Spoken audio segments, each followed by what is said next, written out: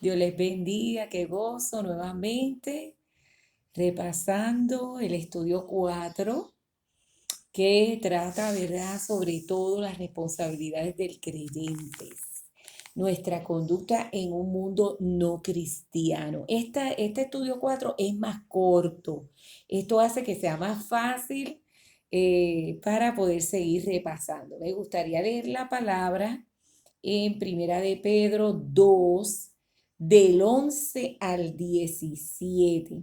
Amén. Vamos a leer y vamos a repasarlo rápidamente, las preguntas, y nos va a ayudar. Les recuerdo que si ustedes no pueden en este momento, no hay problema. Ustedes se lo programen mañana, pasado mañana.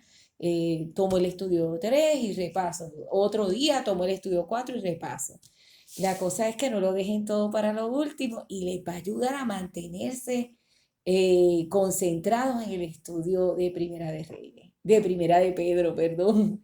Aquí vamos a leer. Dice así: Amados, yo os ruego como extranjeros y peregrinos que os abstengáis de los deseos carnales que batallan contra el alma, manteniendo buena vuestra manera de vivir entre los gentiles, para que los que murmuran de vosotros como de malhechores glorifiquen a Dios en el día de la visitación, al considerar vuestras buenas obras. Por causa del Señor, someteos a toda institución humana, ya sea al rey como a superior, ya a los gobernadores, como por él enviados para castigos de los malhechores y alabanza de los que hacen bien. Porque esta es la voluntad de Dios, que haciendo bien hagáis callar la ignorancia de los hombres insensatos, como libres, pero no como los que tienen la libertad como pretexto para hacer lo malo, sino como siervos de Dios. Honrad a todos, amad a los hermanos, temed a Dios, honrad al Rey. Amén. Este tema del estudio 4 va a tratar mucho sobre las responsabilidades de los creyentes en un mundo incrédulo. Nos vamos a enfrentar a muchas cosas, a muchas situaciones, y vamos a tener que aprender a lidiar con ellas. Y entonces, qué tremendo. Bueno, vamos a ver algunas cosas que nos habla aquí el estudio y que nos ayuda a entender mejor esto que estamos estudiando. Dice, ¿cuál crees que es la idea clave que Pedro quiere transmitirnos? Bueno, que debemos mantener una buena manera de vivir entre la gente incrédula, entre las personas, la sociedad, el Estado, entre todos los vecinos, entre todas las personas, una buena manera de vivir. Bueno, la primera parte es extranjeros y peregrinos, que nos hace saber que nosotros somos extranjeros en esta tierra, que nuestra vida es temporal, ¿verdad? Eso debemos recordarlo siempre. Nosotros, aunque seamos nacionales, pues espiritualmente somos extranjeros porque nuestro destino final no es en esta tierra. Nuestro destino final es en la presencia de Dios, con Dios, algún día cuando sea su voluntad o el momento que partamos o que nos lleve de esta tierra en la segunda venida de Cristo. Bueno, no somos de este mundo, estamos de paso, no tenemos los valores de los que no temen a Dios, somos diferentes. Ya vimos lo de la identidad, es como si siguiera hablando de la identidad. Dice, como consecuencia de nuestra condición de extranjeros y peregrinos, nos da dos mandamientos. Eso lo vemos en el verso 11 y 12. El primero es abstenernos de los deseos carnales. Y miren, no es fácil ninguno de los dos mandamientos. Absténganse de los deseos carnales y sométanse a las autoridades. Muchas veces no queremos obedecer, por naturaleza somos así, pero ahora estamos en Cristo Jesús y nosotros pues actuamos ya de otra manera. Dice, ¿qué crees que significa abstenerse de los deseos carnales? Vamos a leer el cuadrito que nos va a ayudar. Dice, la carne en la Biblia es un sinónimo muy corriente para describir la vieja naturaleza del hombre. En ocasiones también recibe el nombre de viejo hombre. Esta naturaleza se encuentra desde nuestro nacimiento afectada por el pecado, tiende hacia él y es contraria a la ley y a la voluntad de Dios. Los deseos carnales son pues los que nacen de esa naturaleza. Antes nosotros nos dejábamos dominar por ellos, ni pensábamos las cosas, actuábamos según así, lo primero que apareciera en nuestra mente, pero ahora no, ahora estamos en Cristo Jesús y esos deseos carnales los tenemos que dominar, renunciar a ellos y obedecer a la palabra de Dios. Bueno, pedirle al Espíritu Santo que siga obrando en nosotros. Dice, escribe con tus propias palabras la D y pensando en tu propia realidad el versículo 12. Vamos a leer el 12 nuevamente. Manteniendo buena vuestra manera de vivir entre los gentiles, para que los que murmuran de vosotros como de malhechores glorifiquen a Dios en el día de la visitación al considerar vuestras buenas obras. Es decir, que aunque nos pasen cosas que no nos gustan, aunque nos hagan cosas incorrectas, nuestra conducta va a hacer callar muchas bocas, ¿verdad? Eso es lo que quiere el Señor, nuestra conducta, ¿verdad?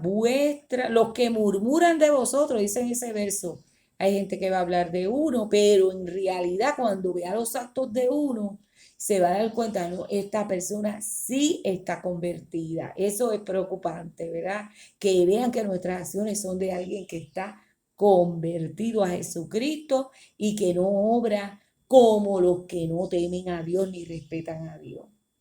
Dice, debemos dar buen testimonio, actuar correctamente.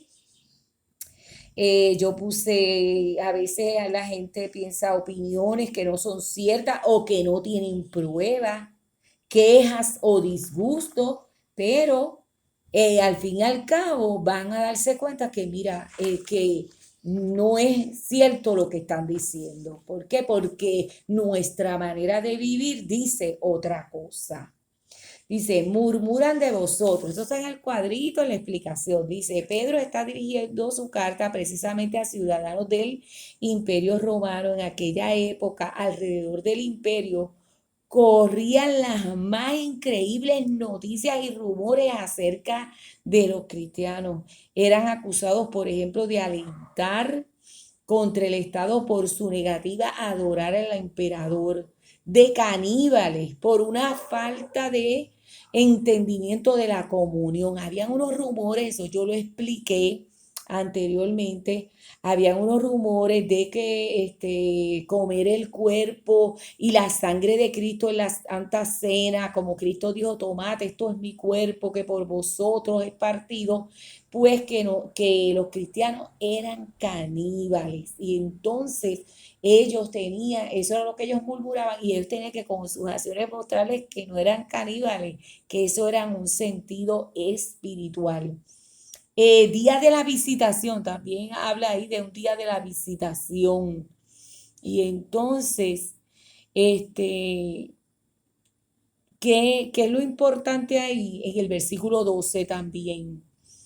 Glorifiquen a Dios en el día de la visitación al considerar vuestras buenas obras. Va a haber un día donde Dios examinará los corazones de los hombres en el juicio y todo va a ser llevado al tribunal de Cristo. Y ahí sí es verdad que nada se esconde, ahí se sabe toda la verdad de nosotros y de otras personas también. Para ese día hay que estar preparado.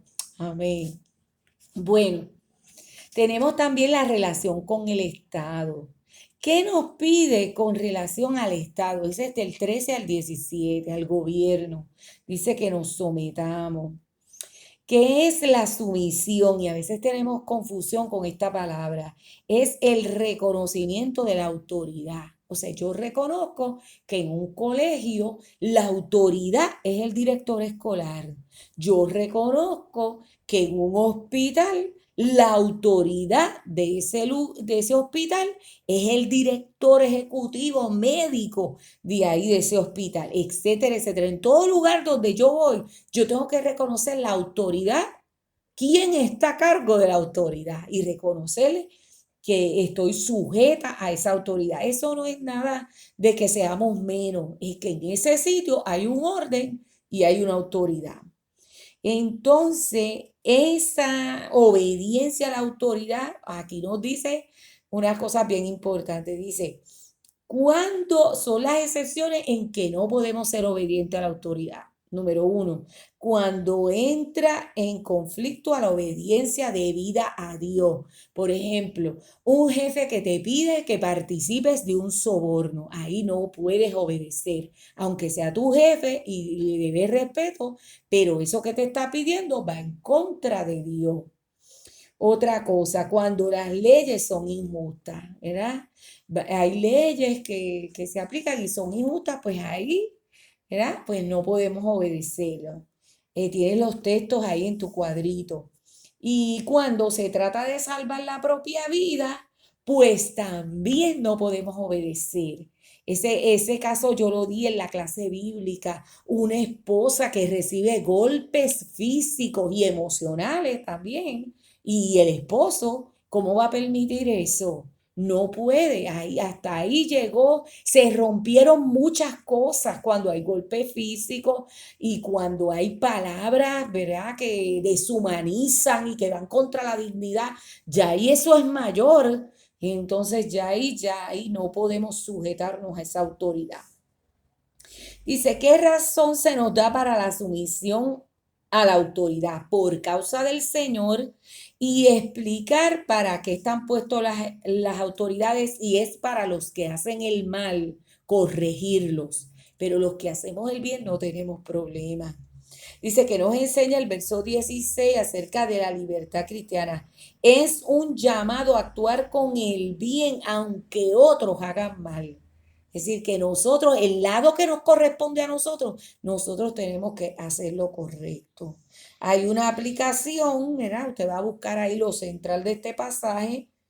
Yo puse que es la manera de actuar con el bien como siervos de Dios, aún en dificultades e injusticia. Acuérdense que esta iglesia estaban sufriendo. Y la pregunta 6, muy interesante, me gustaría que ustedes la contestaran, porque eso trata con nuestra propia vida. Dice, ¿cómo es tu manera de vivir entre los no cristianos? Esta me confrontó.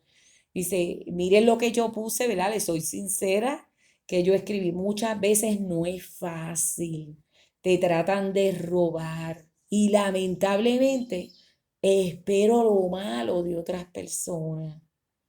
¿Verdad? Y eso es algo triste porque cómo vamos a estar caminando, pero esa es la realidad.